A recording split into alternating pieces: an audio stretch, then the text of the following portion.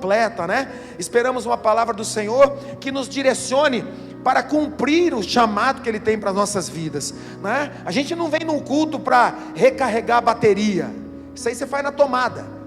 Aqui na igreja você vem para aprender e para praticar aquilo que o Senhor coloca e apresenta para você como princípios, como direções para a sua vida, e a partir disso você vive bem, amém?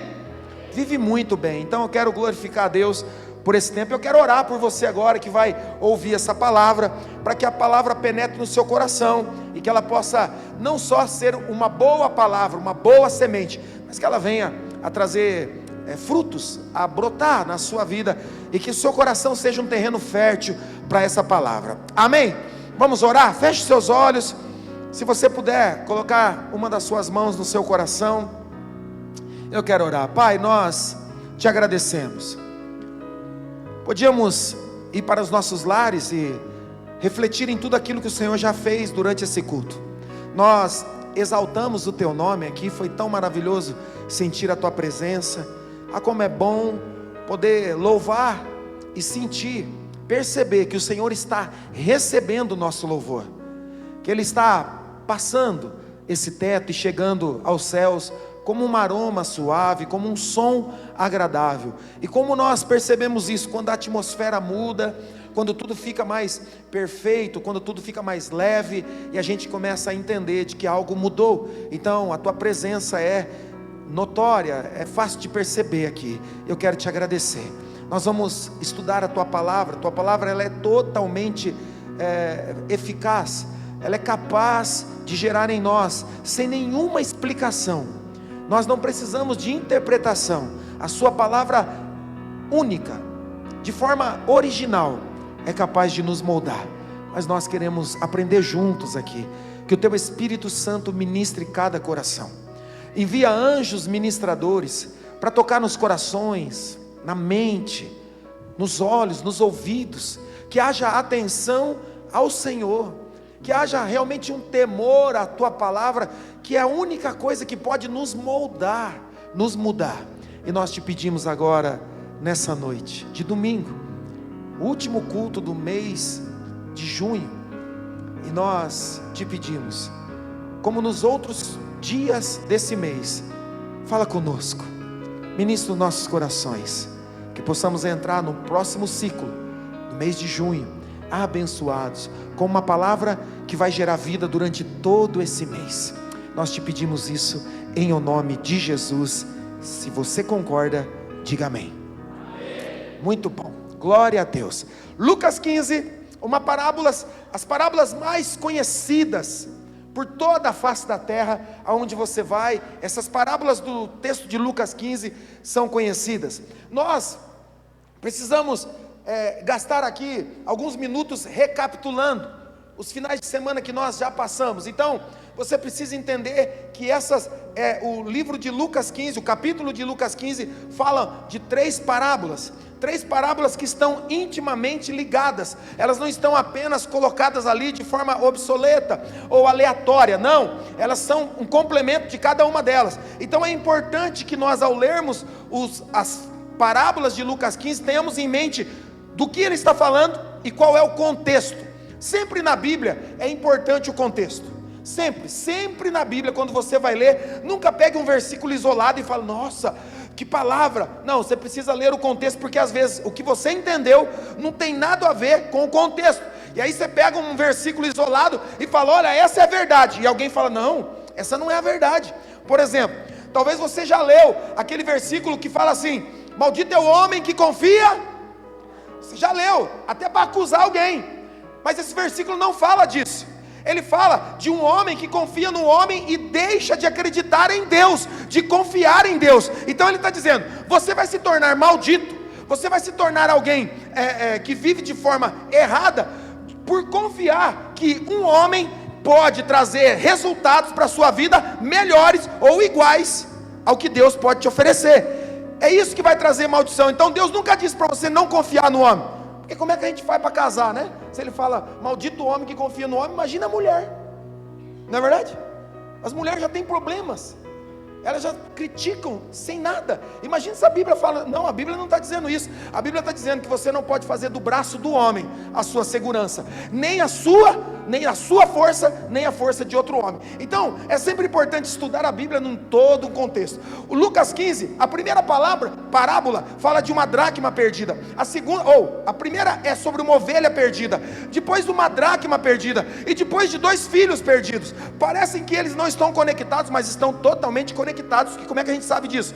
É só ler o começo do texto. É só ler. O versículo 1 fala assim: todos os publicanos e pecadores se aproximaram de Jesus para ouvi-lo. Versículo 2: contudo, os fariseus e os mestres da lei o criticavam. Este homem recebe pecadores e come com eles. Versículo 3: então Jesus lhes contou uma parábola. Aqui é o início. Nós falamos lá no primeiro culto, o início dessa conversa, dessas parábolas, a conexão está aqui. Jesus está comendo com pecadores e publicanos. Pecadores e publicanos, é tudo da mesma espécie, é tudo pecador. E Jesus está conversando e comendo com essas pessoas, porque Ele quer nos revelar algo. Ele quer nos mostrar um caminho. Qual é o caminho? O caminho é de que eu e você, transformados, impactados, aqueles que nasceram de novo, diga amém. Então, nesse novo nascimento, vem uma nova cultura, uma nova criatura é gerada, uma nova maneira de pensar, novas atitudes. Ele está dizendo, depois de Jesus transformar a sua vida, você deve sim se conectar aos perdidos. Por quê? Porque os perdidos precisam de alguém que tem como referencial Jesus Cristo. Alguém diga amém. Pronto. Então Jesus, para mostrar para mim e para você como que se faz, Ele vai lá comer, senta e come e conversa. Ele está conversando de forma intencional. Ele não está apenas fazendo um churrasco, uma comida para comer e encher a barriga. Não, ele está usando o momento de refeição para falar do amor de Deus. Amém? Então quando você for fazer uma refeição na sua casa, em algum lugar, dê uma olhada para o lado, porque talvez Jesus pode conectar alguém com você nesses momentos, porque há momento mais propício para conversar com alguém do que comendo. Não é verdade? Come mais aqui um torresminho, mais um pedacinho de carne, olha, mais um copinho de coca zero. Zero. Então isso é importante. A conexão é feita nesses momentos. Quem está entendendo? Não, pastor, o momento da refeição é sagrado, eu só penso em comer. Não, você tem que pensar, será que tem alguém aqui que pode ouvir de Jesus sobre a minha vida, que ele pode olhar para mim e perceber Jesus em mim? Jesus está fazendo isso de forma intencional, para que eu e você aprendamos com ele. Amém? Só que quando ele faz isso com os pecadores, gente perdida, gente que ninguém queria ficar perto, outras pessoas estão passando naquele momento e olham e enxergam Jesus conversando com esse tipo de gente, e eles começam a criticar Jesus. Bom, alguém podia pensar assim: se esse pessoal não gosta de Jesus, por que fica cuidando da vida dele? É verdade, mas eles não estão fazendo isso. O problema de Jesus com eles nunca foi Jesus dizer assim: eu sou o Messias. Por quê? Porque o judeu tem claro, pela lei, todos os detalhes de como seria o Messias, e um dos detalhes não batia com Jesus na mentalidade deles, que o Messias viria para libertá-los de toda a opressão.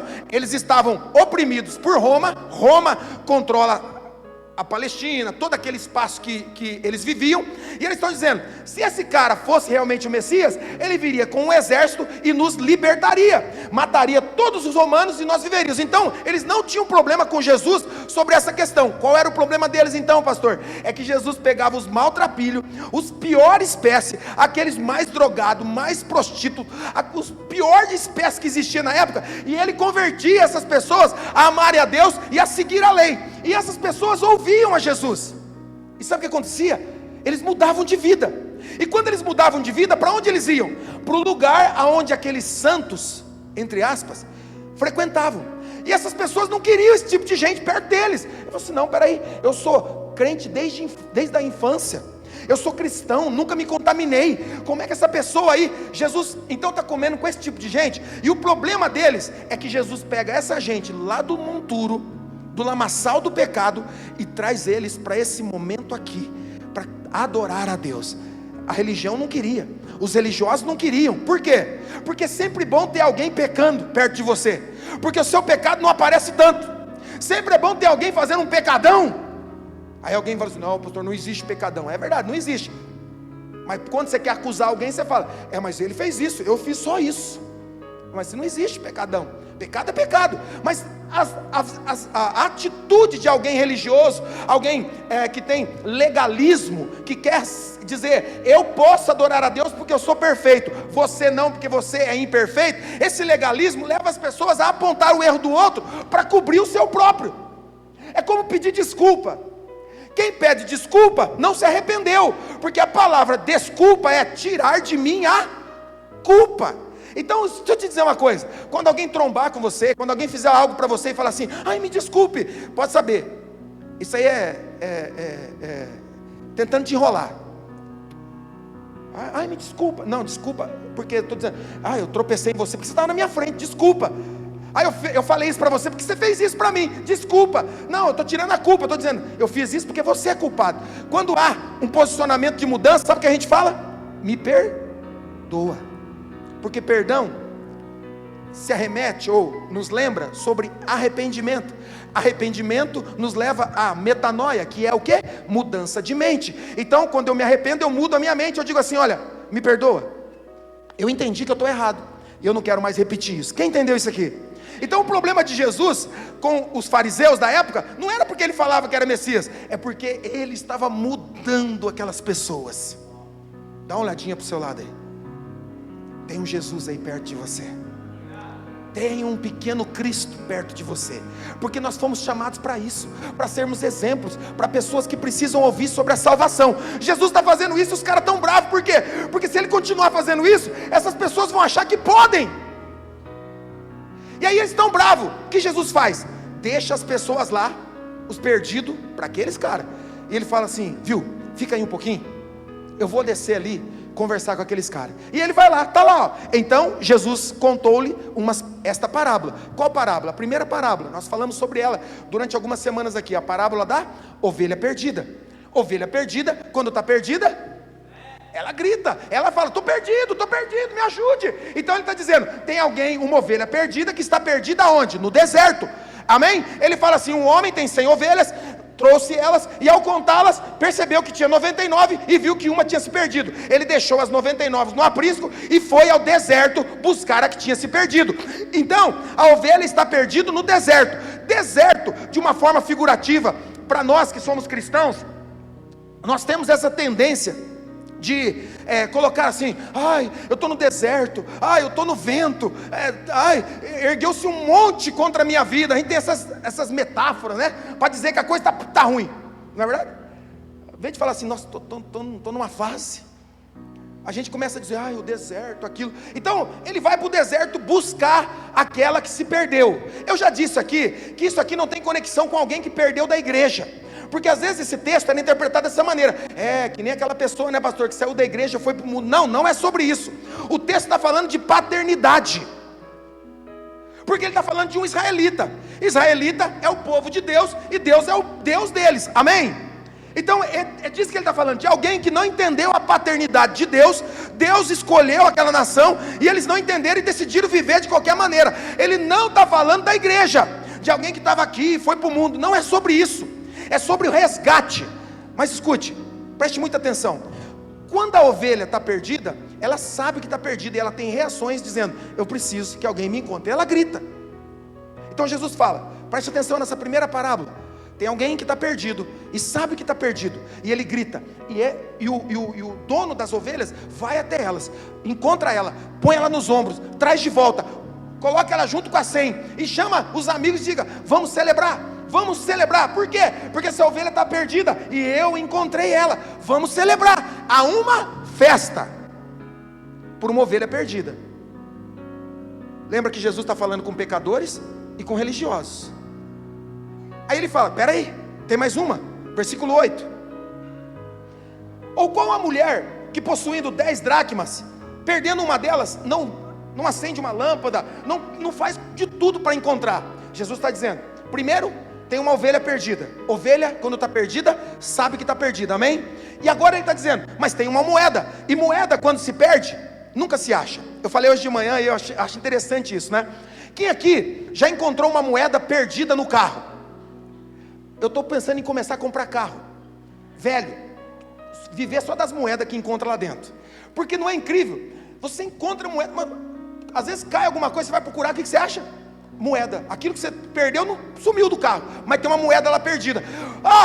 Quando foi que essa moeda se perdeu? Ninguém sabe, porque moeda, quando se perde, não sabe que está perdida. Por quê? Porque moeda é um objeto, e objeto não sabe que está perdido. Jesus contou primeiro de uma ovelha que está perdida e que precisa de um resgatador, e agora ele fala de uma moeda que está perdida, mas moeda não sabe que está perdida, e porque não sabe que está perdida dentro de casa e ninguém encontra. Por quê? Porque ela não é capaz de reconhecer que está perdida. Então ela precisa que alguém decida procurar e dizer: te achei. Jesus está pedindo assim: será que a gente consegue entender que às vezes eu estou perdido dentro de casa? A ovelha está perdida onde? No deserto. A moeda está perdida onde? Dentro de casa. Então agora nós fazemos imaginamos um cenário muito importante. Nós tiramos o deserto e colocamos uma casa. Mas você também pode fazer como se uma igreja, ok? Porque ele está falando com fariseus, dizendo: olha, será que vocês não conseguem perceber que vocês estão perdidos no propósito? Será que vocês não conseguem perceber que vocês estão perdidos naquilo que eu tenho como proposta para a vida de vocês? Será que vocês não conseguem enxergar por que vocês estão aqui? Qual o intuito dessas pessoas saberem tanto, terem conhecimento? Para quê? Jesus fala: olha porque eu estou fazendo. Ele vai comer com pecadores. Para quê? Para que esses pecadores tenham a oportunidade de experimentar a graça, porque ninguém se importava com eles. Ninguém. Nós estamos convivendo muitas vezes dentro da igreja, tentando resolver as nossas crises. Liga aquele ventilador para mim, porque eu estou aquecido. Entendeu? Aí, obrigado. É como estar no vento. Eu estou amando estar no vento. Olha só, então Jesus está dizendo: olhe para mim. O que eu estou fazendo? Eu estou comendo com pecadores. Eu não estou me reunindo com os santarrões do momento. Eu estou me reunindo com pessoas que precisam de um exemplo, de um testemunho. É disso que nós estamos precisando na nossa sociedade, de que cada homem, cada mulher se transforme em um grande testemunho, que a sua casa seja um lugar de grande testemunho, que a sua casa seja um lugar de grande impacto da presença de Jesus. Obrigado, porque aqui estamos muitos líderes de célula. Que a sua casa encontre um lugar de graça do Senhor e que lá haja salvação, porque é para isso que você foi chamado. Não, é para minha profissão. Não foi. É para o meu sucesso. Não foi. Tudo isso era antes de conquistar a salvação, e Jesus conquistou por mim e por você. Alguém diga amém. Então não temos em nós nada de mérito para dizer assim: eu sou uma boa pessoa. É mesmo? A Bíblia diz que todos pecamos e carecemos da graça do Senhor, da misericórdia. Que Ele nos encontre. Erga a sua mão se você é capaz de dizer assim: essa semana, esse mês de junho, nenhum pecado eu cometi. Nós precisamos de arrependimento. Precisamos reconhecer que muitas vezes estamos no deserto perdido, mas que muitas vezes estamos dentro da casa de Deus. Então, perdidos também. Então Jesus está dizendo: tem ovelha perdida, tem dracma perdida, e ele não para aí. Aí no versículo 11, se eu não me engano, ele diz assim, Lucas escrevendo, ele diz assim: Jesus continuou: um homem tinha 2 filhos. O mais novo pediu ao pai: pai, me dá a minha parte de herança, eu quero ir embora. E o pai deu. Por incrível que pareça, o pai deu a herança. Qualquer um de nós ficaríamos indignados: como é que tem a coragem de pedir? Meu Deus! Porque herança é algo que se recebe quando o pai morre. Ele está desejando a morte. Mais do que isso, irmãos, mais do que desejar, ele pouco se importa. Por quê? Porque depois de pegar a sua parte, ele vai embora. Agora, eu quero ser muito pastoral com você para a gente encerrar esse assunto. Porque tem gente que fala assim: não, pastor, fala da igreja, fala dos irmãos, não, nós vamos falar de ovelha, nós vamos falar de moeda, nós vamos falar dos religiosos, mas hoje nós vamos falar da gente, nós vamos falar de nós mesmos. O filho mais novo decidiu ir embora. Ele foi embora, e o que ele encontra? Nada mais do que o que ele encontraria antes: perdição, aflições. Nada mais, nada diferente do que ele tinha para experimentar sem a presença do pai. Então perceba, Jesus está tentando mostrar duas fatias de público. Um que decide ir embora, e decide ir embora declarando que não quer mesmo, e que vai viver a vida do jeito que quiser. E um outro grupo que decide ficar em casa. Não, eu não vou, eu vou ficar aqui. O mundo é terrível, o mundo é mau, o mundo jaz no maligno. Então eu não vou para lá, eu vou ficar aqui. Mas Jesus está dizendo, olha, tem um grande problema, porque esse homem tem 2 filhos e os 2 estão perdidos. Um perdido fora de casa e o outro. Então a gente precisa falar sobre nós. A gente precisa falar sobre a gente. E nós falamos isso. A semana passada nós tratamos sobre os 2. O mais novo foi embora e gastou tudo, se arrebentou, estava com vontade de comer comida de porco. Aí, eu fico imaginando ele olhando assim, que vontade de comer. Aí eu me lembrei que, quem aqui já teve um cachorrinho, ou tem um cachorrinho, e compra ração para o cachorrinho? Ah, que bom. Então olha só, sabe aquele dia que você está meio, sei lá, birulês, você cheira aquela ração, você fala assim, esse cachorro come tanto isso. E você não é assim, mas alguém que você conhece, um dia falou assim, eu vou experimentar só um grãozinho. Quem conhece alguém, não você, que já experimentou? Deixa eu ver aqui, cutuca assim, assim, você já experimentou? Ai, que cheiro bom, e comeu. Irmão, isso é o cúmulo do desespero. É incrível como a gente encontra gente assim, né? Aí a pessoa fala assim, que ele é um cachorro. Eu falo assim, o cachorro não, mas come ração, não é não? Aquele menino olhava e dizia assim, eu tenho vontade de comer isso, que não pode comer. Mas é exatamente isso. Escute, a questão aqui não é o que ele comeria, a questão é o que ele estava perdendo de comer na casa do pai. Era o que o pai tinha para oferecer para ele e ele estava distante. Então escute, longe da casa do pai é comida, é ração de cachorro, é coisa que você não deveria estar fazendo, mas faz. Por quê? Porque a ocasião que você está vivendo faz você tomar decisões que não condizem com o tipo de gente ou de pessoa que você é. Então, distante do pai, esse é o posicionamento que você vive. Você pode escolher viver da sua maneira, sim ou não? Pode, mas o resultado você já sabe. Você já sabe. Quando você encontrou Jesus, é certo que haviam traumas, feridas e escolhas mal feitas na sua vida, como na minha. Não dá para negar. A gente encontra Jesus, como o Alan conta aqui, como os homens originais, as mulheres originais. Você que foi para o encontro com Deus, você que já um dia teve um encontro com Ele, você sabe. Você sabe do que a gente está falando. É um momento de mudança, é um momento de transição. Não dá para negar que você teve um impacto na sua vida. Talvez aquele impacto não durou. E por que não durou? Porque a gente não tem a tendência ou a ideia, a vontade de permanecer em constante contato com Deus. É maravilhoso o encontro com Deus, então você pode ter todos os dias, crescer nesse ambiente. Então você já sabe o resultado disso. Você encontrou Jesus e Ele muda isso. Voltar para isso é querer comer comida de porco novamente. Voltar para as atitudes antigas, no relacionamento, na vida financeira, na vida familiar, nas escolhas, nos vícios. Você já sabe o que vai dar, sim ou não? Sabe? Então qual a escolha que eu tenho, pastor? Decida voltar para a casa do Pai e se submeter aos princípios do Pai, porque uma coisa é nítida nesse texto: o Pai é amoroso, sim ou não? Mas Ele não é permissivo, Ele não é conivente. Tem gente que diz assim: meu pai só me ama se permitir que eu fizer isso. Não vai. E às vezes, quantos pai e mãe nós temos aqui? Olha só, você vai entender isso, porque às vezes você fala para o filho assim: filho, o que eu estou querendo para você é o melhor, não faça isso. E ele, mas aí você fala: filho, o que eu estou querendo para você é o melhor, não faça isso. E ele continua. Você fala: filho, o que eu estou querendo, por favor, não se meta nisso, não vá por esse caminho, o que eu tenho para você é muito melhor. E ele vai. Aí você fala: miserável moleque, não faça isso. Porque a gente perde a paciência, sim ou não? E depois de fazer esse escândalo, o que ele faz? Ele vai lá e faz de novo. Aí você olha e fala assim: tá vendo?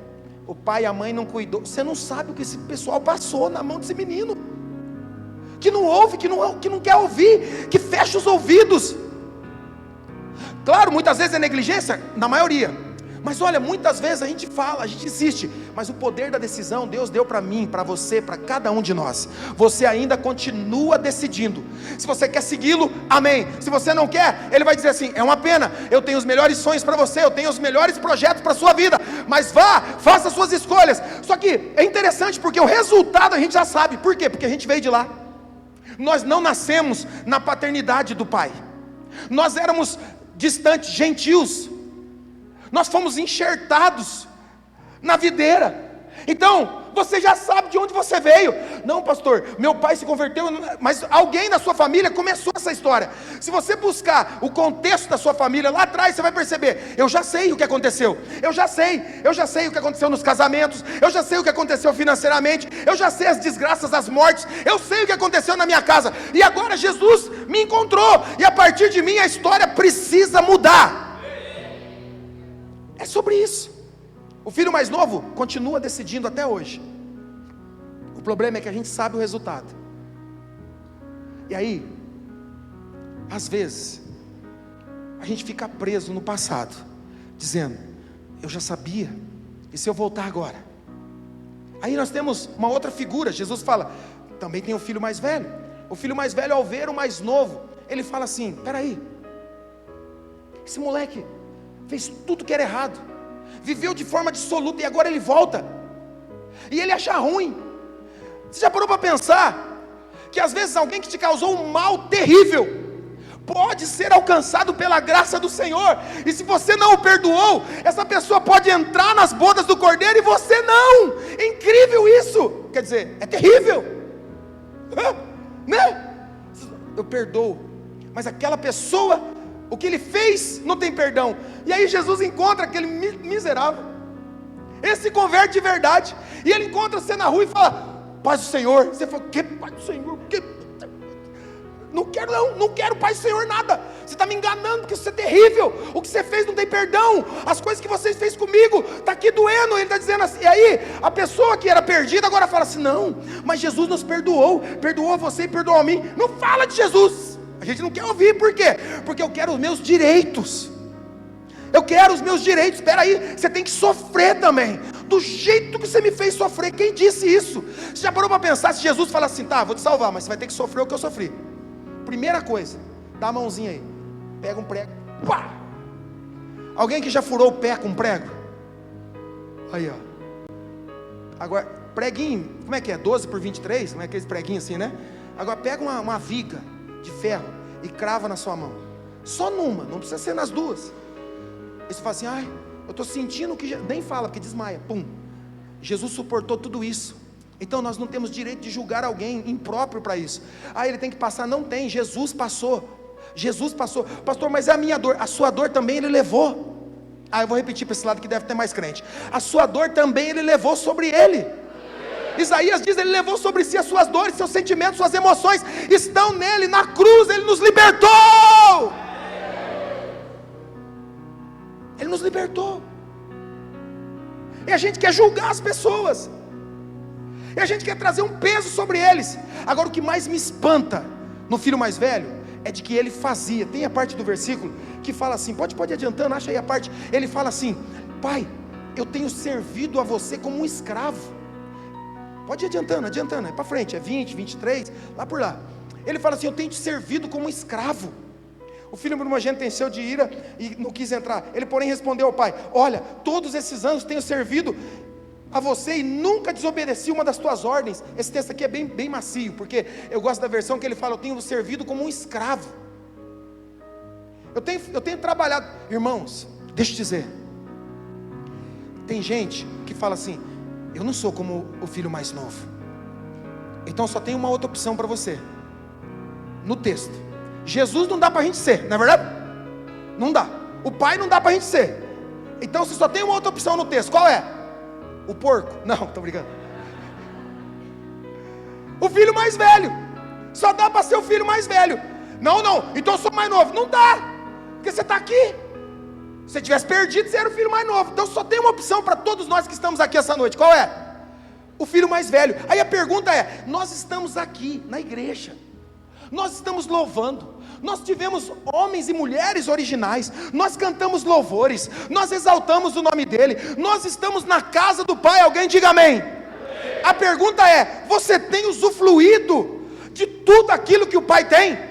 Olha para a sua vida, que você diz: eu sou filho de Deus, porque lá em João capítulo 1, versículo 12, Jesus está dizendo: a todo aquele que recebeu a quem? A Jesus Cristo, como Senhor e Salvador, a estes, Deus deu-lhes o poder de serem feitos filhos e filhas. Então, se você é filho, segundo esse texto que nós estamos lendo aqui, está aqui, ó, Evangelho de João, capítulo 1, versículo 12, está dizendo: a todos que crerem nele e aceitaram, ele lhes deu o direito de se tornarem, a NVT é ruim para isso, tá? Tem que ser a NVI, deu-lhes o poder de serem feitos filhos de Deus. Vou ler de novo: contudo, aos que o receberam, aos que creem no seu nome, deu-lhes o poder, a autoridade de se tornarem filhos de Deus. Você crê? Você é filho e filha. Há um poder e uma autoridade sobre a sua vida. Então, se você é filho, você está na casa do... Agora a pergunta que fica é: nós estamos usufruindo disso? Você está vivendo mesmo como um filho de Deus? Olha para o contexto de Lucas 15 e pensa: aquele menino está dizendo assim, ó, eu faço tantas coisas, eu sirvo nos ministérios, eu vou nas células, eu faço isso. A questão não é essa. Ele está colocando o trabalho dele como uma posição para ser querido pelo Pai. O Pai te ama. Antes que você tivesse feito qualquer coisa, Ele já te amou. Fala para quem está do seu lado: você é amado do Pai. Você é amada do Pai.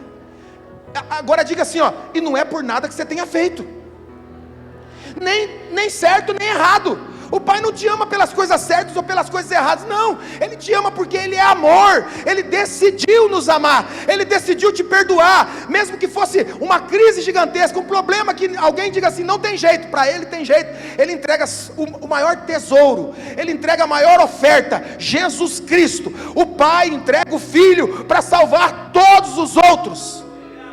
E aí ele diz: todo aquele que recebe Jesus Cristo também se torna filho. Então, por causa do Filho unigênito, nós nos tornamos filhos também. Isso é maravilhoso. Só que nós estamos na casa do Pai.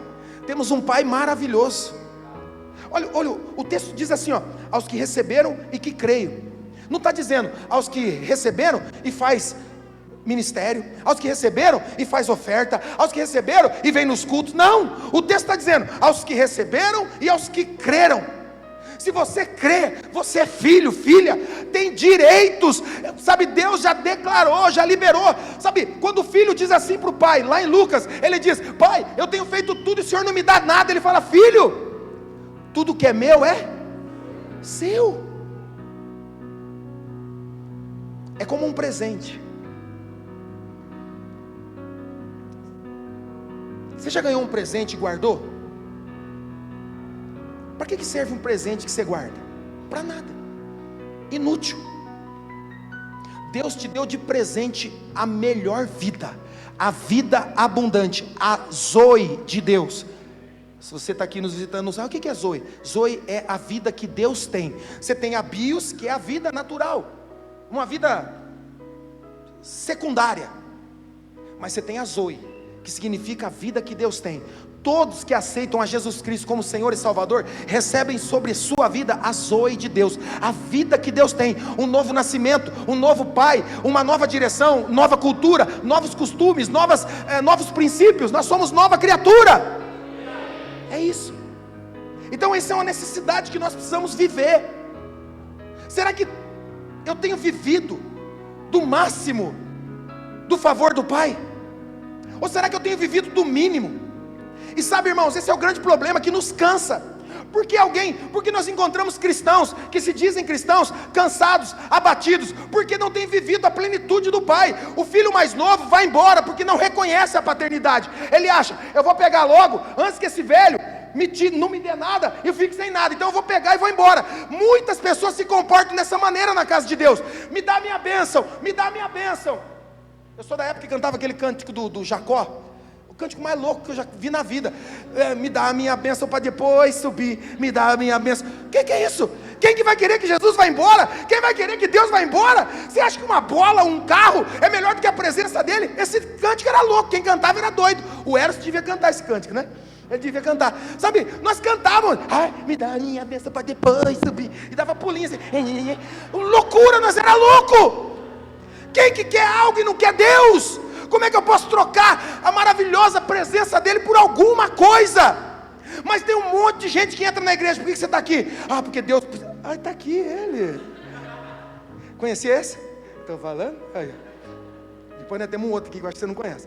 Mas olha só, em sã consciência, faz sentido a gente cantar, me dá a minha bênção, que depois você pode ir embora? Porque é isso que muita gente tem vivido. Vem para o altar, Senhor, muda a minha vida. Tá, mudei, agora tchau. Não você, mas você é um cristão verdadeiro. Mas você conhece alguém que um dia falou, eu quero que Deus mude a minha vida, e Deus mudou, e o que ele fez? Ele não saiu da igreja. Esse dia eu estava conversando com a minha esposa, eu falei assim, não falei meu para ela, acho que não, né? Eu falei, meu amor,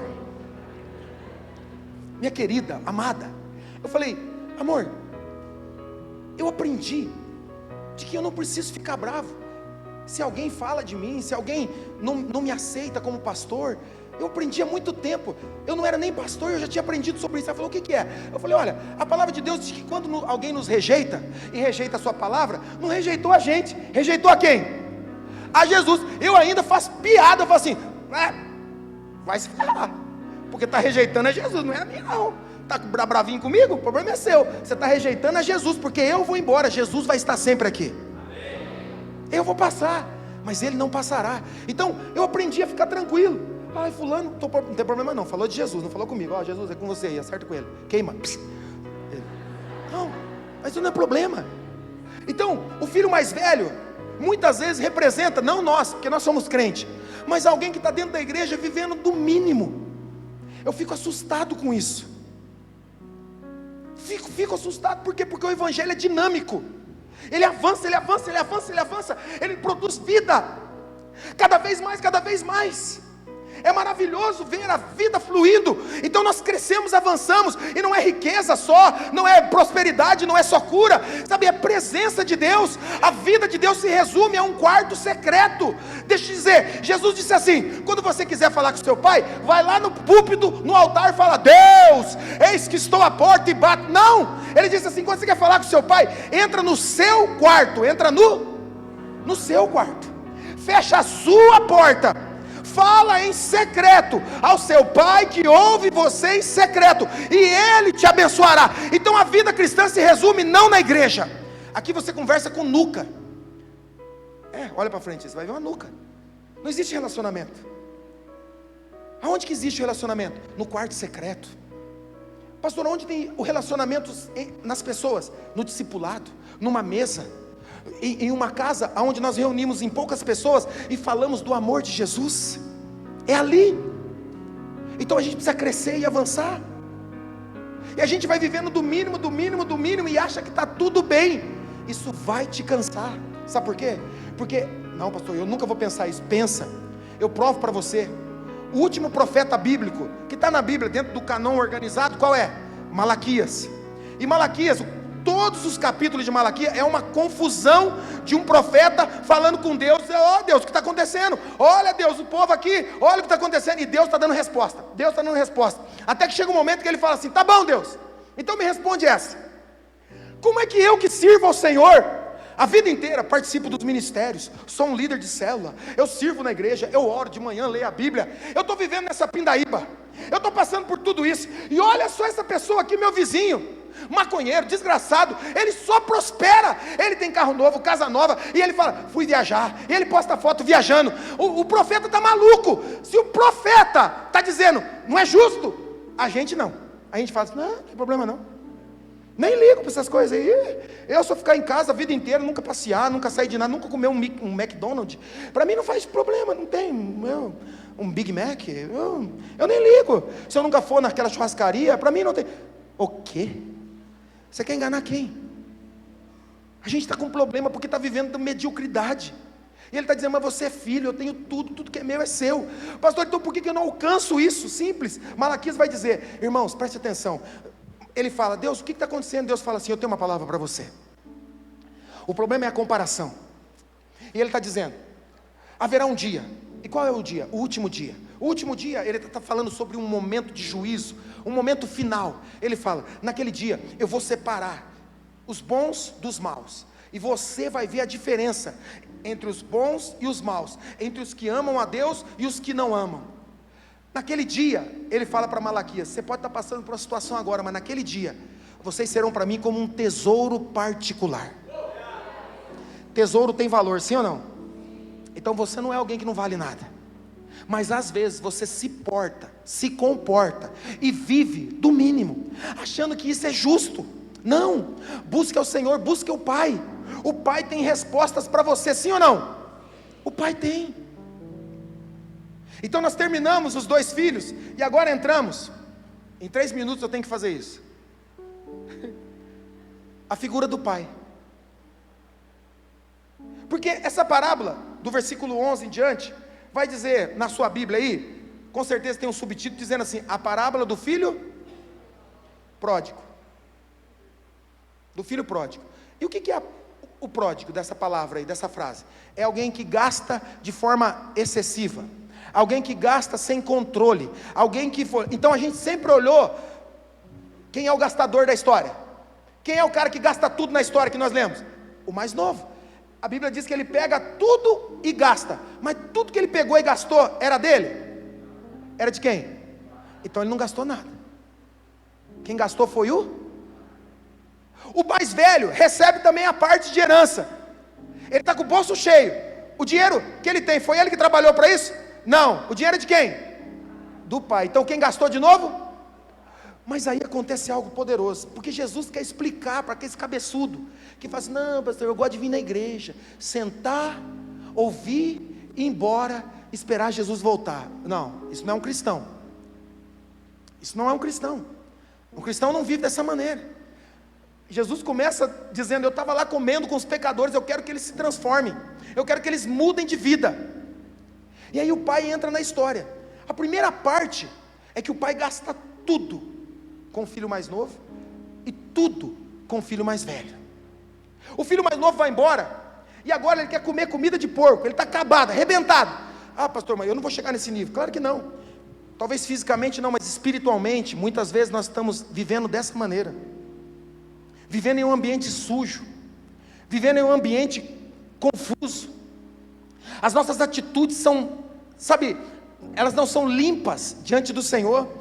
As mãos não estão limpas diante do Senhor, a mente não está limpa, sabe, o caráter não está limpo, os princípios estão confusos, e a gente está vivendo a vida dizendo assim: eu sou crente, eu sou cristão, mas tudo aparente mostra que não vive uma vida de abundância, seja familiar, os filhos perdidos, e a gente vai administrando isso, achando assim: ah, isso é normal a minha herança, a herança que Deus me deu, as flechas, chegando, cheirando bebida, cheirando cigarro, chegarem, sabe, cheirando maldade, não é normal, e a gente vai sentindo isso como se fosse parte da vida.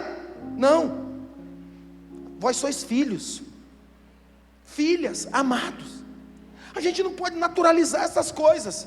Então o pai entra na história, e eu acho maravilhoso isso, porque o pai nunca deixou de ser pai, o pai sempre esteve presente, e aí é algo poderosíssimo, porque quando o filho mais novo vai embora, uma das coisas que ele está fazendo, quando ele vai embora, é dizendo assim: eu não quero mais ser seu filho, eu não quero mais que você seja reconhecido como meu pai, eu a partir de hoje não sou mais seu filho. E perante a lei daqueles dias, quando ele fazia isso, era uma decisão definitiva dele. Presta atenção, ele falou: não quero mais, acabou. O pai não tinha mais, sabe, nenhuma condição de aceitá-lo. O pai não precisava mais aceitá-lo. Se ele quisesse voltar, o pai dizia assim: não, você escolheu. Mas a Bíblia diz que aquele menino, lá no pior momento da sua vida, no pior buraco que ele se meteu financeiramente, emocionalmente, relacional, ele está acabado, não tem ninguém. A Bíblia diz: ninguém queria ajudá-lo. Ele fala: vou voltar para a casa do meu pai. E se você lembra do discurso dele, acha para mim lá, acho que é esse, né? Olha só, olha o discurso dele. Por que eu estou falando? Que ele não tinha mais como voltar como filho. Ele mesmo disse: vou me levantar, vou voltar para o meu pai e dizer: pai, pequei contra o céu e contra ti. 19. Já não sou digno de ser chamado teu? Ele sabe que vai voltar e vai ser difícil, porque ele não pode mais ser filho de novo. Há uma palavra, e existem juízes que vão delegar sobre isso, dizendo assim: não pode mais, não pode mais. E ele diz: trata-me agora como um dos seus empregados. Irmão, tem gente voltando para Jesus e quer se comportar como empregado. Deixa eu te dizer, Jesus quer te receber como filho, como filha novamente, independente do ambiente, do lugar de onde você saiu, para voltar para Ele. Ele está dizendo: pode voltar, volta. Mas como é que eu vou ser recebido? Olha para esse texto, olha para esse texto. Ah, pastor, mas eu voltei e as coisas não estão mudando. É porque você voltou, mas não quer ter proximidade com o Pai. Você voltou, mas quer continuar com as suas atitudes antigas, dizendo assim: eu voltei, mas é melhor não se meter, é melhor não me envolver. Sabe, não existe esse parâmetro com Deus. Ou você se envolve ou você fica distante. E quando você fica distante, você sabe o resultado. O resultado é comer comida de porco, é viver do mínimo. Eu fico abismado com gente que já sofreu, padeceu, acreditou em promessas. Jesus foi e tirou essa pessoa do lamaçal, do pecado, das questões emocionais. E sabe, a vida estava sendo restaurada, a vida estava sendo, sabe, consertada no ambiente da paternidade. E sabe o que eles fazem? Acreditam de novo em uma promessa falsa. E sabe qual é o resultado? O mesmo buraco. De onde saiu, volta lá. E sabe como é que vai acontecer? As mesmas coisas: crises, problemas. Sabe por quê? Porque eu não consigo me conter, eu não consigo suportar e esperar que Deus, como Pai, cuide de todas as coisas. Então, o Pai está lá. Eu acho interessante, porque a lei diz assim: ele não pode mais ser filho, mas o Pai está lá. Mas quando eu volto, eu preciso decidir me aproximar de Deus, amém? Me relacionar com Ele. E isso aqui é muito importante, e eu vou terminar com isso.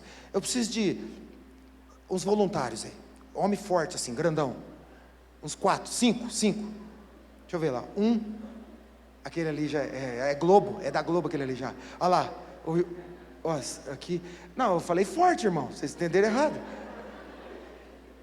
Olha ali, mais um aí, olha lá, vem grandão, o grandão vai ser, ele vai ser o capataz. Divide aqui, divide em dois grupos aí, isso, presta atenção, aqui no meio, grandão, pode bater.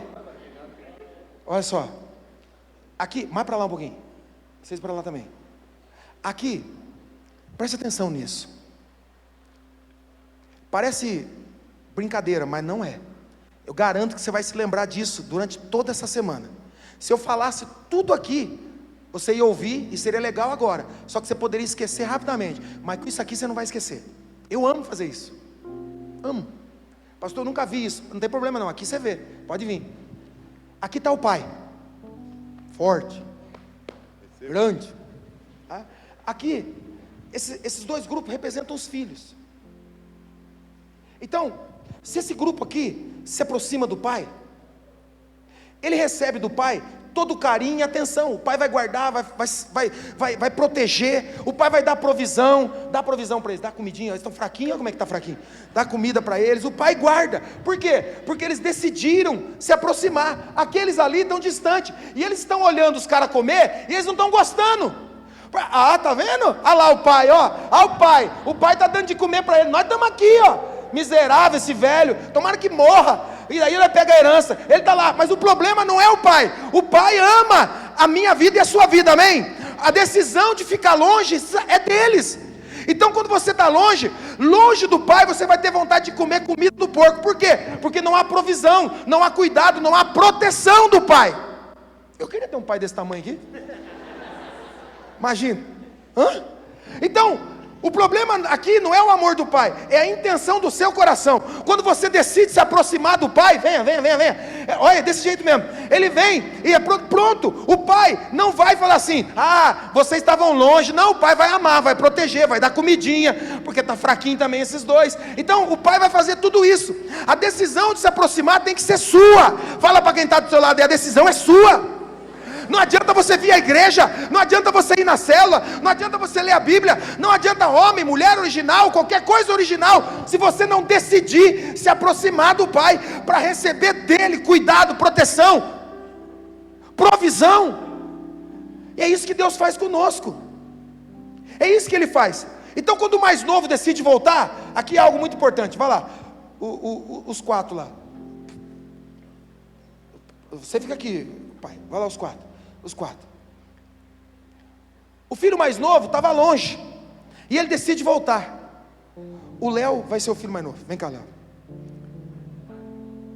Então ele estava longe, e ele decide voltar, fica aí, ele estava longe. O texto está dizendo, volta um versículo: vou me levantar, vou voltar para a casa do meu pai, e vou dizer: pai, pequei contra o céu e contra ti, já não sou digno de ser chamado teu filho, trata-me agora como um dos teus empregados. Versículo 20. A seguir, levantou-se e foi para a casa do seu pai. Ele levantou e ele falou: eu vou voltar para a casa do pai, não importa como eu estou, não importa o tipo de atitude que eu estou tendo, eu vou voltar, e vou dizer para ele: eu sei que eu não posso mais ser seu filho. O filho sabia: eu não posso mais, mas pelo menos me deixa ser um empregado. E sabe por que ele está dizendo isso? Porque ele reconhece a lei daquele momento, daquele lugar, dizia assim: não tem mais como. O pai agora, para ele voltar, ele teria que passar por uma junta de pessoas que avaliariam a vida dele, dizendo assim: você tem que pagar a dívida que você tem com o seu pai. Ele não poderia pagar. Como é que ele vai pagar? Ele não tinha dinheiro para comer. Então ele nunca mais poderia chegar ao pai. Mas aí acontece algo poderosíssimo. O pai está aqui, ó. E vem para cá vocês. Vai para lá, pai. Aí, parou aqui.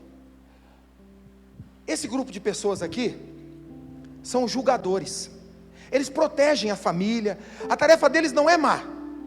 Eles dão leis e seguem as leis por direitos. Eles não estão ali para fazer mal para ninguém. Eles estão ali para cumprir. Eles eram os anciões do ambiente que faziam que as leis acontecessem. Então, para que o filho pudesse chegar no pai, ele teria que passar por esse povo. Só que essas pessoas aqui, quando olhassem para ele, falaram: você é aquele né, que foi lá, gastou tudo, bonito, né? Não vai não, você é escravo agora. E outra, sua dívida é tanto. Aí ele fala o quê? Pode pagar essa dívida aqui? Não pode. Então, meu filho, você vai trabalhar de escravo aqui para nós, você nem vai chegar lá na casa do pai, acabou para você, já era. Essa era a vida que ele tinha. Presta atenção, porque você já viu isso em algum lugar. Jesus está dizendo para aqueles fariseus: presta atenção no que vocês estão fazendo, vocês estão querendo evitar alguém de poder se chegar ao pai. E aí, essas pessoas aqui, para entrar naquele ambiente, tinham que passar por eles. Mas o texto diz assim, ó: o menino se levantou e foi para o pai.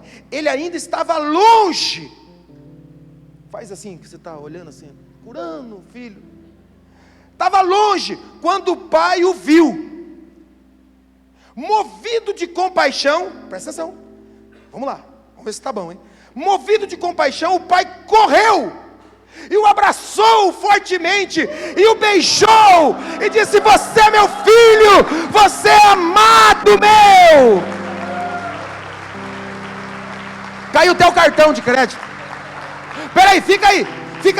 Pera, não acabou ainda. Porque tem esses caras aqui. Por mais que o pai olhou, sabe por que o pai correu? Porque se esses caras aqui olhassem e vissem ele primeiro, o pai não teria como fazer isso, porque a lei dizia: não pode. Por mais que o pai quisesse, ele não tinha como ir lá. Então, o pai correu. E uma coisa muito séria sobre o pai: nenhum homem com o status desse pai, fazendeiro, dono de muitas riquezas, corria. Correr naquela época, para um homem assim, era a declaração de que algo estava errado, de que ele tomou decisões precipitadas e agora tem que correr para resolver. Não é você que acordou mais tarde, teve que correr para pegar o ônibus. correndo, é porque você fez alguma coisa errada. Então ele está dizendo assim, ó, o pai correr naquela época, para você aí entender, as mulheres, né? Você já tentou correr de vestido? É uma loucura, você tem que correr assim, né? Para não pisar no vestido, não é verdade? Mas naquela época os homens vestiam essas roupas largas. Então para correr, ele tinha que erguer a roupa e correr, e mostrar os joelhos. Um homem digno nunca mostraria seus joelhos. Apesar que tem homem hoje mostrando qualquer coisa, né? Mas naquela época, o homem que mostrava os joelhos era tido como alguém irresponsável. Pastor, será? A Bíblia diz que Davi dançou quando a arca da aliança voltou. Lembra dessa história? Davi dançou. Mical, aquela esposa dele, ele também foi culpado de Mical. Um dia nós falamos sobre isso. Mical falou assim, que vergonha, hein? Bonita, hein, rei? Dançando e mostrando as suas partes íntimas, porque a ideia ali era de que, imagine se a moda pega, o joelho era considerado um absurdo. Hoje em dia, né, joelhinho, cabeça, conhece isso aí? Tem esse cântico aí também. Era nada. Esse homem correu, ele falou assim, não me importa o que vão pensar, o que vão falar de mim, não importa, eu vou correr e abraçar o filho. E ele abraça, mas não acabou, porque agora ele tem que voltar. E aí, isso eu acho interessantíssimo, porque olha só, essas pessoas aqui não viram o que aconteceu, eles não sabem, porque esse filho se perdeu, e o pai passou na frente de tudo para proteger. E aí foi de Deus você vir, grandão, porque olha só, abraçado mesmo, faz de conta que você vai passar ali e eles não podem ver seu filho. E esses caras estão lá, e eles ficam pensando, ué, o que será que o pai está acontecendo? E ele está protegendo, e ele passa. Ninguém vai mexer com um pai desse também, né, irmão?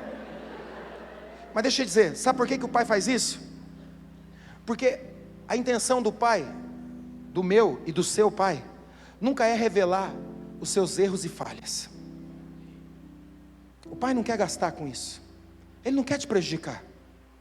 A intenção do pai não é revelar suas falhas, ao contrário, a intenção do pai é proteger você e dizer assim, que quem te encontre depois, não possa saber de onde você saiu, que quem encontre você, depois que você foi encontrado pelo pai, não tem a chance de dizer assim, mas esse aí fez isso, mas isso aqui, não, o pai nos protege diante dos acusadores, diante de alguém que pode apontar, ele diz assim, não, esse é meu filho, eu vou protegê-lo, eu vou guardá-lo. E aí o pai passa por aquele povo, e ele fala assim, peraí, nós temos que continuar, porque eu não quero que o meu filho seja julgado, eu não quero que o meu filho seja apontado como alguém perdido. E sabe o que ele faz? Está ali no texto, correu, beijou, versículo 21, o filho disse, pai, pequei contra os céus. Pode passar essa parte que nós já passamos. Isso. O filho disse, pai, eu quero ser um empregado. Ele falou assim, nunca, você é meu filho. Sabe, o que eu fiz, Deus, agora eu quero ficar no banco. Ele falou assim, não, você é meu filho. Deus, o que eu cometi, agora eu não quero mais me envolver com a tua obra. Não, você é meu filho, você é minha filha, eu te chamei, te escolhi para isso. Mas eu fiz isso errado, eu fiz aquilo. Eu te cubro com o meu sangue, eu te cubro, eu te perdoo. Você está apto para continuar, você ainda é meu filho. Mas eles vão ver as marcas, eles vão ver a minha roupa. O pai fala, calma, chama os empregados, tragam depressa a roupa nova. Amém? Amém nada. Olha lá, o que diz o texto lá? Tragam depressa a melhor roupa. Pergunta, quanto custou a melhor roupa que você tem? Pensa aí. Pensa, quanto custou a melhor roupa que você tem? Caro, ok. Ele falou, traz qualquer roupa limpa. Não, traz a melhor roupa. Coloca a roupa nele. Isso tem uma intenção, irmãos, de Deus em nós. Não é simplesmente tirar uma roupa maltrapilha e colocar uma roupa nova, não. A roupa tem um significado poderosíssimo. É uma nova estação, um novo tempo que está começando. E essa roupa vai encobrir tudo aquilo que o mundo possa acusar você. Ué, mas está ficando isso aqui, está ficando Hollywood.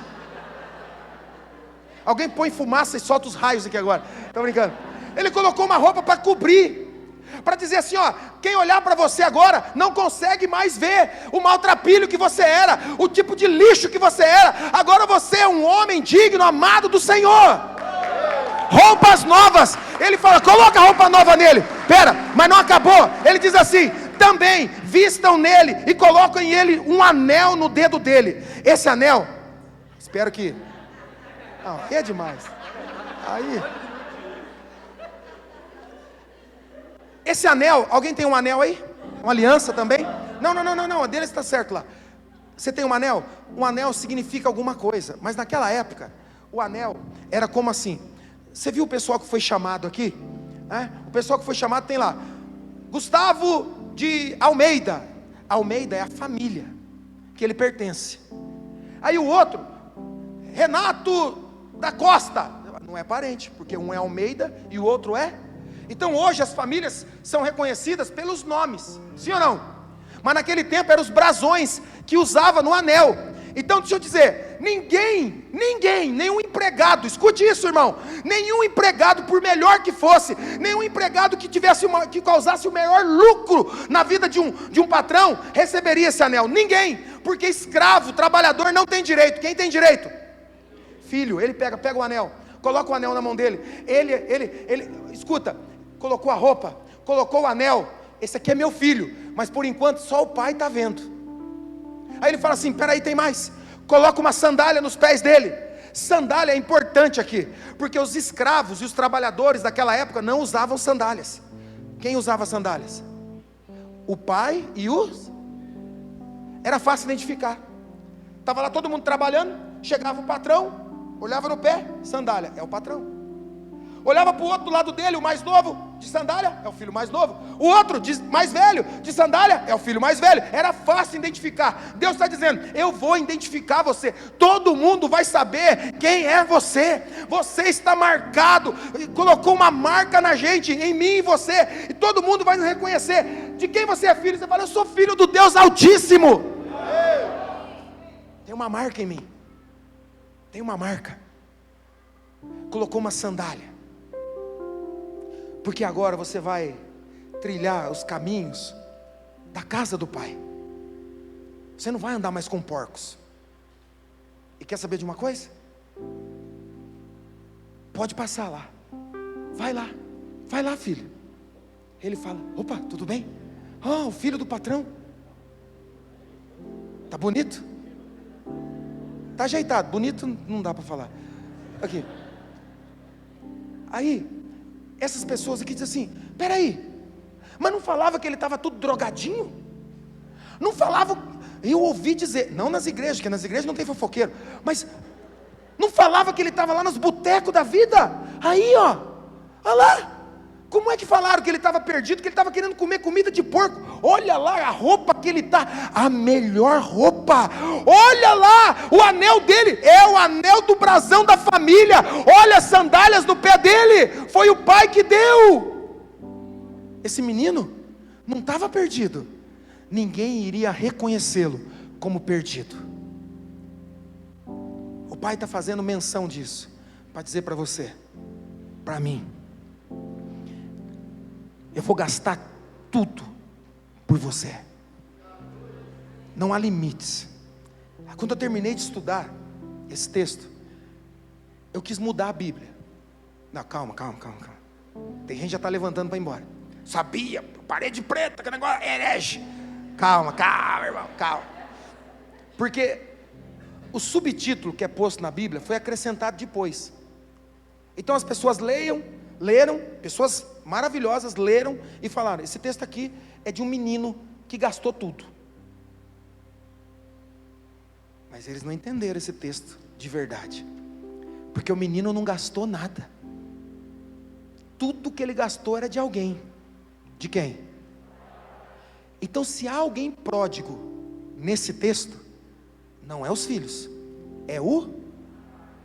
Você pode colocar aí na sua Bíblia, entre parênteses assim, um pai pródigo, que vai gastar tudo por mim, vai gastar tudo e investir tudo em mim. Ele não deu qualquer coisa para você, ele deu a melhor roupa. É por isso que eu estou dizendo, a gente está vivendo na igreja e vive de uma maneira devasta. A gente não avança nas coisas, está dizendo assim, o diabo se levantou contra a minha vida. O diabo, deixa eu te dizer, o diabo só se levanta contra aquilo que se importa. Tem um monte de gente que não faz nada contra o reino das trevas, e se acha muito importante, dizendo assim: não, pastor, só pode ser o diabo. Se levantou lá. Eu pergunto: tá, mas você está evangelizando? Não. Você lê a Bíblia? Não lê a Bíblia, você vê, eu nem leio a Bíblia, e o diabo está se levantando. Eu falo assim: não é o diabo, porque o diabo só se importa com quem tem valor no reino. O diabo só se importa com quem está causando estrago no inferno. Então o que está acontecendo? Suas próprias vontades, seus próprios desejos, suas próprias escolhas estão tirando a paternidade. Você está deixando a paternidade. Está na hora de reconhecer e dizer assim: eu preciso de vestes novas, eu preciso de sandálias novas, eu preciso de um anel. O menino chega com um discurso dizendo assim: pai, eu quero ser um escravo. Ele fala assim: não, você vai ser filho, porque você vai dar conta de tudo isso que tem aqui e vai me entregar algo poderoso. Fica de pé aí no seu lugar, porque eu acho que talvez você não entendeu essa parte. O que o pai está dizendo é: eu te dei uma vida maravilhosa, eu te dei a minha vida para você viver. Não é para você viver do jeito que você quer, é para você transformar o ambiente, como se eu estivesse presente, como se eu estivesse ali, amando, cuidando, zelando, se importando com as pessoas, trocando a realidade de uma vida de desejos e prazeres carnais, que a gente já sabe o resultado disso, aonde vai nos levar. Um buraco enorme nasce, cresce, traumas, feridas. E o problema nosso hoje como cristãos é viver uma vida parcial do Evangelho.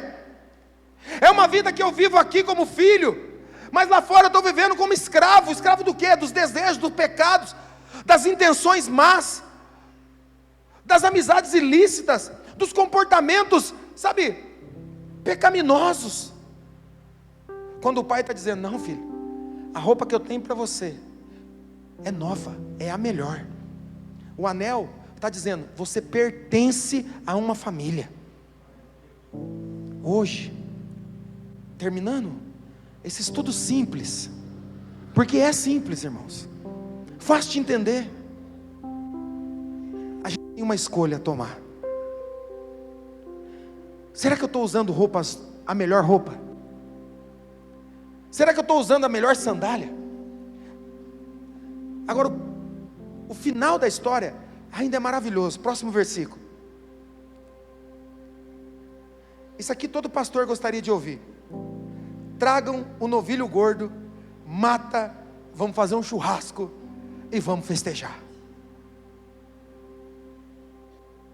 Por que está no final? Porque naquele tempo, quando alguém pecava, um animal tinha que ser morto. Tudo isso aqui é muito simbólico. Jesus não deixa nada vazio. Mata o animal. Qual? O melhor. O melhor. Alguém tem que pagar o preço. Na verdade, numa história tão terrível, qual o único personagem que morre? Quem não tinha nada a ver com isso? O boi. O mais novo que se meteu um monte de rascada, não morreu. O mais velho que era bravo, rejeitado, se sentia assim, não morreu. O pai que podia morrer de desgosto, de infelicidade, não morreu. Mas alguém teria que pagar o preço. Isso aqui é tudo simbolismo. Porque a partir desse dia, Jesus está dizendo: esse é o último sacrifício que um pai vai precisar fazer. Porque a partir de hoje, eu serei sacrifício sobre a vida de vocês. Não vai precisar mais nenhuma conta ser paga. Não vai precisar mais nada. Eu vou pagar essa dívida. E ela vai ser derradeira. Então, se não há mais dívida, se não há mais condenação, pensa um pouquinho.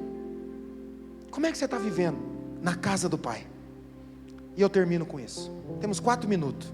Feche seus olhos, se você quiser, claro. Há quanto tempo você está na casa do Pai? Eu vou falando e você vai avaliando. Há quanto tempo você está na casa do Pai? Há quanto tempo você se reconhece como filho e filha? Há quanto tempo o Pai colocou vestes novas, anel no dedo, sandálias novas, e você ainda não consegue celebrar uma vida abundante? Há quanto tempo você conhece, está na casa do Pai e reconhece Ele como Pai, mas não consegue usufruir dos benefícios, e às vezes se comporta como filho mais velho, dizendo assim: ah lá, ó, ah lá, de novo ele, de novo aquela pessoa. Isso não tem a ver com pessoas, não tem a ver com lugares, tem a ver com o Pai que te ama. E porque você compara, você não consegue se aproximar do Pai e dizer assim: Pai, como aquela pessoa, como esse seu filho, eu quero viver as plenitudes que o Senhor tem. Então pensa, como está a sua família? Há quanto tempo você está na casa do Pai? Como está seu casamento? Será que há uma abundância no seu casamento? Há quanto tempo você reconhece Deus como Pai? Como está a sua vida financeira? Há quanto tempo você vive na casa do Pai e o Pai está dizendo: olha, não é assim que começa, não é assim que se constrói uma família, não é assim que as coisas devem acontecer. Há quanto tempo você está na casa do Pai e ainda se porta de forma a desobedecer? Não entende que o Pai deseja o melhor? Há quanto tempo você está na casa do Pai e faz de qualquer maneira? Faz de qualquer maneira, não prioriza a casa do Pai, não prioriza o trabalho que o Pai tem, não reconhece o sacrifício de Jesus na cruz, e acha: o que eu estou fazendo é muita coisa, querem muito de mim. Jesus morreu na cruz por você. Não há trabalho mais duro do que esse, para que eu e você não precisássemos ir para a cruz. Ele pagou o preço por mim e por você. Está na hora da gente se portar como filhos, como filhas, porque só eu e você temos a perder. Só eu e você temos a perder. O Pai é eterno, Ele pode esperar. Quem não pode esperar é a gente. A gente não pode esperar. O Pai pode esperar, a gente não. As suas emoções. Eu ainda ouço pessoas que dizem: pastor, eu não consigo vencer nessa área emocional. Mas você está na casa do Pai. O Pai está ali dizendo assim: olha, não é porque meu pai me abandonou, então agora você tem a Deus como seu Pai. Um Pai amoroso, um Pai que te ama, que vai gastar tudo por você.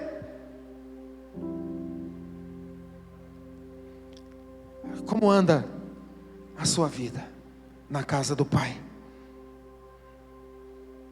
Como anda a sua vida na casa do Pai? Irmãos, às vezes algumas histórias chegam até mim. Deixa eu dizer uma coisa para você. Algumas histórias chegam até mim, algumas situações chegam até mim, e eu fico pensando: até quando? Deus, até quando essa pessoa vai viver assim? Até quando ela vai viver de migalhas que outros têm que dar para eles? Até quando eles vão ficar debaixo de uma consequência de algo que eles fazem de forma impensada? Gastam além, se preocupam além, e não conseguem ter paz. Pergunta para você mesmo. Não se preocupa com o irmão que está do seu lado, não se preocupa com o outro. Até quando a gente às vezes se porta como filho, dizendo assim: não, mas eu estou no ministério, não, mas eu estou dando uma célula, mas não vive da abundância do Pai. O filho mais velho diz: eu trabalho e não vejo, porque não reconhece o Pai. Acha que o Pai quer tirar dele, quando na verdade o Pai quer acrescentar. E a gente se cansa como aquele jovem que dizia assim: eu estou trabalhando feito escravo. E a gente pensa em parar, e a gente pensa em desistir, e por último a gente pensa: não vale a pena, eu vou procurar um outro lugar, eu vou achar um lugar onde eu sou reconhecido. E ele vai se quebrar. Por quê? Porque como uma moeda não consegue reconhecer que precisa ser encontrado. Deixa Jesus te encontrar hoje. Eu vou falar de novo. Deixa Jesus te encontrar hoje, no pior momento. Deixa Ele te encontrar ainda com as vestes sujas. O pai abraçou ele quando ele ainda estava sujo. Você tem ideia do que é isso? O pai com a sua roupa toda limpa, maravilhosa, abraça um menino todo quebrado, todo sujo, cheirando porco. E alguém diz assim: não faça isso, vai sujar sua roupa. Ele diz assim: eu não me importo. Não faça isso, ele está fedendo. Eu não me importo. Eu não me importo. Ele é meu filho. Estava perdido e foi achado. Estava morto e reviveu. Você não vem num culto para ter uma semana abençoada. Para com isso, por favor. Eu vim aqui para ter uma semana abençoada. Para com isso. Você veio aqui para Jesus mudar a sua história, e você durante essa semana ser um testemunho de transformação, que vai impactar os pecadores e publicanos. Versículo 1. A história se desenrola em vários versículos, mas o início dela está lá. Publicanos e pecadores se aproximavam de Jesus para ouvi-lo.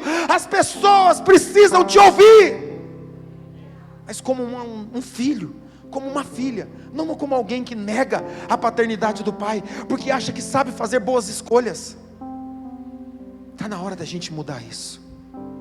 O filho mais velho diz: o senhor tem que me reconhecer. E o pai fala: por quê? Porque eu faço as coisas. O pai diz: não, eu não te reconheço pelo que você faz. Eu te reconheço, meu filho, pelo que você é. Você é meu filho, e isso para mim basta.